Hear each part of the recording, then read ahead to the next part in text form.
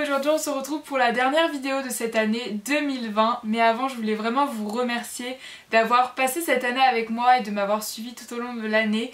Ça me fait vraiment plaisir de vous partager tout ça avec vous et j'espère que vous aussi. Bien que cette année a été quand même particulière, on peut le dire, j'avais très envie de vous faire quand même, comme je fais chaque année, une vidéo bilan parce que voilà, j'aime bien faire ce style de vidéo pour même moi les regarder les années plus tard.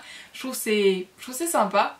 Donc pour pas que cette vidéo parte dans tous les sens et que je parle de tout et de rien, j'ai noté dans mon carnet pour un peu structurer tout ça. Pour commencer, je voulais faire un peu mon année en chiffres. Je suis quelqu'un qui aime bien les chiffres, enfin j'aime bien calculer, faire des calculs et tout. Bon, pas des maths de grand niveau, mais j'aime bien ça. Donc du coup j'avais très envie de vous partager ces chiffres aussi. Déjà je suis désolée, la lumière doit changer tout au long de cette vidéo, mais comme il fait soleil, nuages, c'est un peu compliqué à filmer. On va commencer par parler de Instagram. J'ai fait en total 60 posts, donc 60 photos que je vous ai partagées sur mon compte.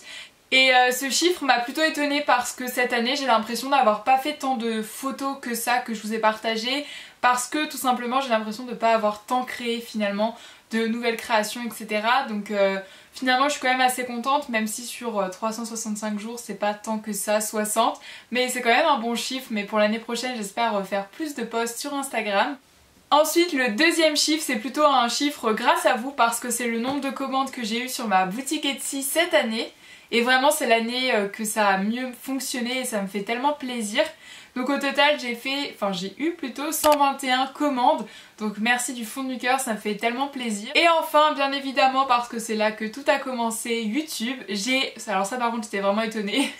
Cette année vous avez pu voir 102 vidéos sur ma chaîne.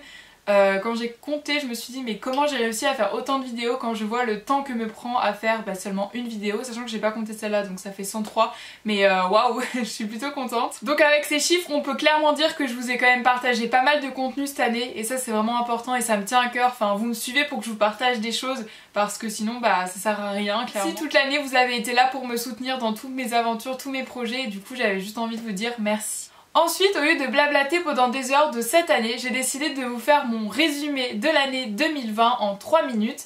Donc du coup, je vous laisse découvrir tout ça. J'ai commencé cette année 2020 en vous partageant un nouveau type de vidéo, c'était les objectifs rangement, c'était vraiment fun à filmer et je pense que ça vous a bien plu. Ensuite, en février, j'ai fait un partenariat de ouf que je n'aurais jamais imaginé en ouvrant ma chaîne. C'était avec la marque Gigi House et qui m'ont envoyé des robes de soirée que j'ai pu tester et c'était juste incroyable. J'ai fait un shooting photo et tout, c'était génial, le meilleur moment de mon année je crois. Et ensuite, le mois de mars est arrivé. Dès demain, midi, et pour 15 jours au moins, nos déplacements seront très fortement réduits. Et voilà, le premier confinement a été annoncé, c'est pourquoi j'ai décidé de vous faire 2 vidéos par semaine pour vous donner un petit peu de fun dans cette période qui n'était pas facile, et j'ai aussi ouvert ma boutique Etsy et ça c'était juste trop cool. Ensuite en mois d'avril je me suis donné un défi créatif à réaliser assez important, c'est de créer plus de 100 créations différentes, mais j'ai réussi le challenge donc c'était vraiment chouette comme expérience. Ensuite on a commencé le mois de mai avec une semaine créative avec Ellie Clay Wonderland et bien sûr Stella, et on adore vous proposer ce concept sur nos chaînes YouTube. Et le même mois j'ai sorti ma box de papeterie et ma box de pâte polymère et c'est vraiment un projet que j'ai adoré faire et je pense que vous aussi puisque en une journée la majorité était vendue donc c'était incroyable. Au mois de juin j'ai repris les vlogs parce que je trouve que c'est un bon moyen de vous montrer tout le derrière de cette aventure créative. Au mois de juillet on vous a sorti notre deuxième semaine créative avec Stella et cette même semaine elle était venue passer quelques jours à la maison et ça j'en garde vraiment de très beaux souvenirs. En juillet toujours j'ai aussi fait une vidéo qui était un challenge avec ma meilleure amie Juliette et ça c'était vraiment chouette de l'inviter sur ma chaîne. Et aussi je vous ai proposé une vidéo avec ma petite sœur où on a goûté des snacks américains et vraiment on a bien rigolé en tournant cette vidéo. Au mois d'août, je vous ai sorti une énorme série de vidéos back to school et en plus de ça, je vous ai sorti un énorme restock sur ma boutique Etsy et tout ça en même temps que je travaillais. Donc vraiment, c'était assez le rush cet été, mais c'était vraiment chouette parce que j'ai réussi à relever le défi. Au mois de septembre, je vous ai sorti une vidéo en collaboration avec la marque Graines Créatives et encore une fois, c'est vraiment quelque chose d'incroyable que je puisse collaborer avec cette marque que j'ai toujours adorée. Au mois d'octobre, après plus d'une année de rêve, je me suis enfin offerte la Cricut Explorer 2 pour faire mes autocollants et ça je pense que c'est un accomplissement de mon année. J'ai aussi ce mois-ci annoncé la vente de mes 50 calendriers de l'Avent créatif et c'était un projet assez dingue j'ai envie de dire, mais j'ai réussi le défi encore une fois et c'était juste une aventure incroyable. Et ensuite au mois de novembre, je vous ai annoncé un nouveau départ sur ma chaîne YouTube et honnêtement ça m'a fait vraiment du bien parce que je vous propose désormais du contenu qui me plaît à 100%. Et au mois de novembre toujours, j'ai aussi sorti ma collection de Noël pour ma boutique Etsy. Et enfin, le mois de décembre, c'était ma période d'examen de fin de semestre et aussi j'ai passé les fêtes de Noël en vous proposant plusieurs vidéos à ce sujet. Et aussi une autre chose que je vous ai pas forcément dit, mais depuis le mois de décembre, je suis désormais ambassadrice Instagram.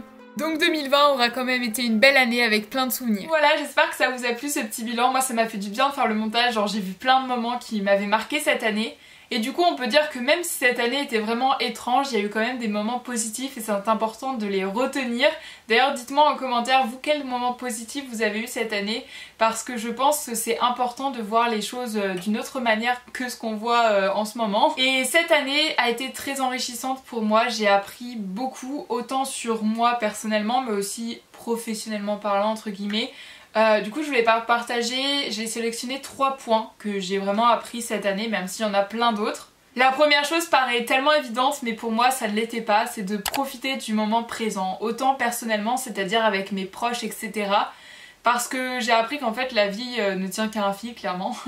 Du coup voilà, mais aussi faire, en fait à chaque fois je reculais tout ce que je voulais faire à plus tard, plus tard, plus tard. Mais en fait, j'ai appris que si j'ai envie de faire quelque chose, faut le faire maintenant et pas le décaler en permanence. Voilà, juste de profiter de chaque jour en fait, tels qu'ils sont. La deuxième chose que j'ai appris qui va un peu en lien avec la première, c'est d'arrêter de planifier sur un super long terme. J'ai tendance à beaucoup planifier ma vie, les choses, etc. mais à long terme, genre dans 1 an, 2 ans, 3 ans et tout. Mais en fait, ça, j'avais pas remarqué, mais ça me met une pression de ouf en fait. Et ça je veux plus, j'aime bien planifier voilà quelque chose, genre par exemple mettre une vidéo, je me dis tiens dans 1 semaine je la planifie là, ça encore ça va, mais des fois je vous jure je me planifiais mais tellement loin, mais en fait non, mais ça en plus ça tient pour les deux, enfin pour ma vie personnelle mais aussi pour ma vie professionnelle entre guillemets, enfin il faut que j'arrête de toujours vouloir voir plus loin et de pas voir ce que j'ai devant moi en fait, c'est tellement con mais... Dans la vie, il y a plein de choses qui peuvent changer du jour au lendemain, tes relations, tes amis, etc. Faut vraiment que j'arrête de me projeter si loin et ça c'est quelque chose que j'ai vraiment appris cette année. Et la troisième chose qui a beaucoup de liens par rapport à vous en fait et à ce que je vous partage, etc. c'est qu'on peut toujours faire mieux. Cette année j'ai sorti plusieurs projets, d'ailleurs parfois assez, assez grands, hein, comme vous avez pu voir dans ce résumé, notamment les calendriers l'Avent, mais aussi les box, etc. Et on peut toujours faire mieux. Je me suis rendu compte de plein d'erreurs que j'ai fait. Après c'est normal, enfin c'était la première fois, par exemple pour le calendrier l'Avent que j'en faisais autant. Et vraiment j'ai envie de faire mieux parce que, par exemple je sais que j'ai eu des commentaires, plus ou moins négatifs pour les calendriers l'Avent. Genre je sais que j'ai eu 5 personnes qui m'ont dit plus ou moins gentiment les choses par rapport au fait qu'ils étaient déçus de ce calendrier l'Avent.